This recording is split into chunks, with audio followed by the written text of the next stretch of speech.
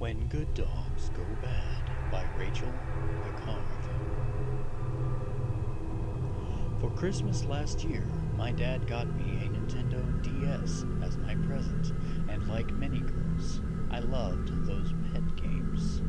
Games such as Pets and Pets 2 were all favorites, but most of all, I loved Nintendogs. It was really like having a real dog, as it involved all the details of the real thing, without all the consequences of missing feedings or walks.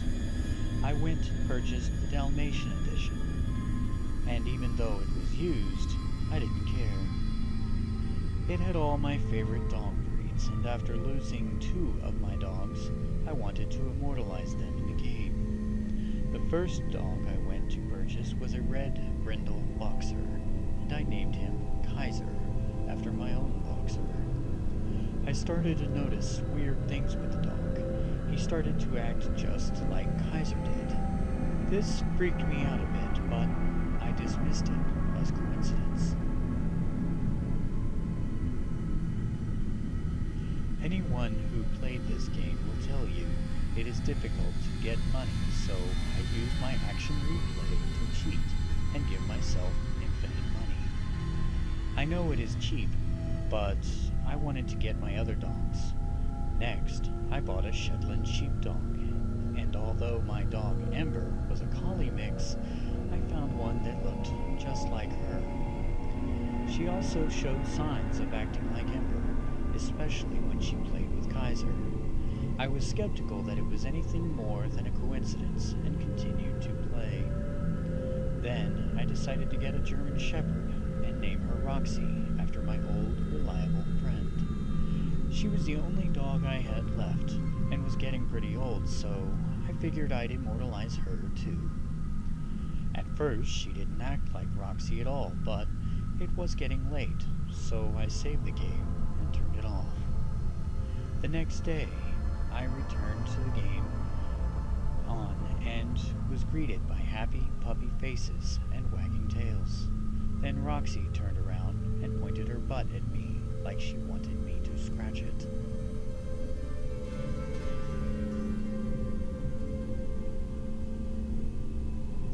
Then I started freaking out because all my dogs were acting like their namesakes.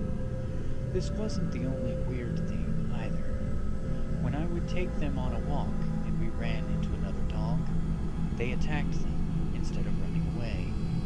Every time I saw the other dog again, it would bear the scars of the previous attack. I started to worry about that and was almost certain that was not part of the game. I told my parents, but they just laughed as they thought I was joking. I tried to tell my friends, but they just told me, "Quit trying to scare us." And another friend said, "Yeah, so not cool." After all else failed, I contacted Nintendo and asked if anything like this had happened before.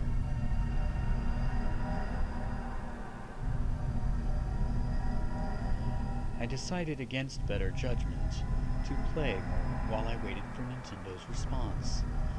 This time, when I took my dogs for a walk, they killed the other dog. The scream the other owner let out was so blood-curdling that I dropped my DS. I sat there in shock for a few seconds until a familiar ding came from my computer, meaning I had an email. It was from Nintendo and it read, "Dear customer, we have been informed that you have come into the possession of the lost Nintendogs cartridge. We had asked the last owner to send it to us for testing, but it never made it here. We have also been unable to contact the original owner, so we had given up on finding it. If you are willing to send it in, we will send you a prepaid shipping envelope. Thank you, and sincerely, Nintendo."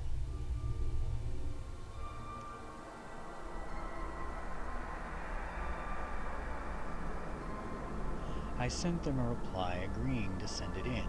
Then I turned my DS off and put it on my dresser. I knew the envelope would arrive here soon, so I found other things to do instead of playing with my DS.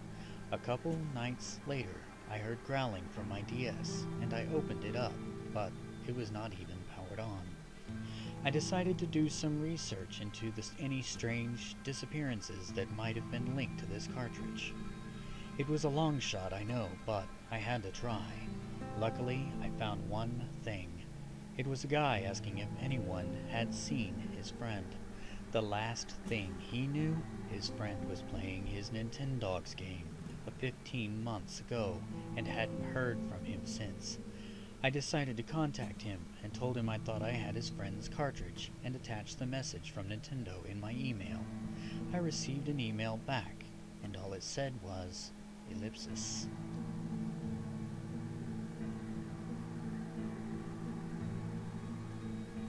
I figured the guy didn't believe me, so I put it out of my mind and continued to wait for the envelope.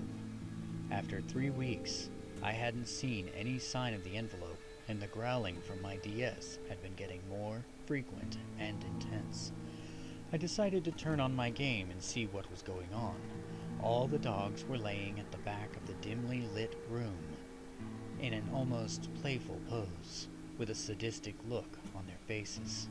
Their eyes were red, and blood was dripping from their fangs as they wagged their tails in ravenous glee.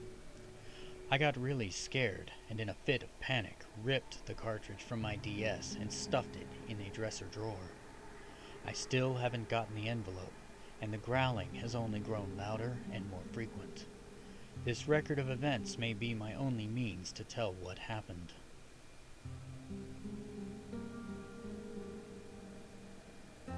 If you find a cartridge with a red Dalmatian on it, just destroy it, for it may be your only chance. I wanted to post this because I found the file on my laptop I found in my new home. Strangely, the house came fully furnished. They even left their clothes and albums. There was a cartridge like the one described taped to the bottom. I'm curious to see if the story is true. I started the game, but there was no save file, and just bought my first puppy, Riku, after my loyal black lab.